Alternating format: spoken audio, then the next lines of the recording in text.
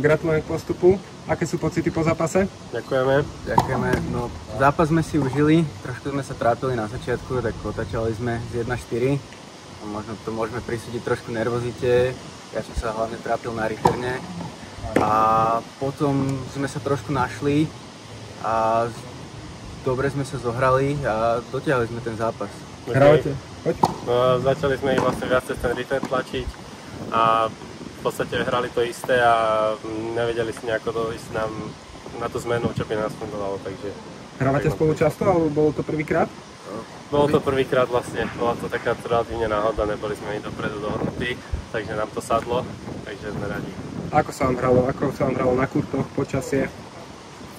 Počasie dneska bolo perfektné, väčšinu zápasu takmer bez vetrie, nebolo ani teplo a mne sa v Poprade hrá vždycky dobre, ja to mám rád, takže užili sme si zápas. Myslím, že nám to sadlo obidvom dneska, že nebolo tam nič také, čo by nám vadilo.